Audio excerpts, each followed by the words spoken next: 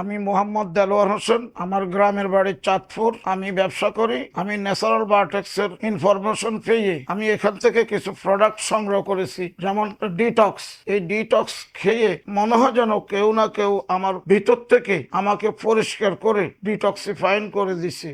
আগে ক্ষুধা ছিল না, খাইতে পারতাম না। এটা খাওয়ার পরে আমার ক্ষুধা এমনই বেড়ে গেছে, মনে হয় যেন আমি বেশি বেশি খাচ্ছি এবং শরীরে খুব এনার্জি বোধ করছি। শরীরে বিভিন্ন বিষ ব্যথা আমার কমে গেছে।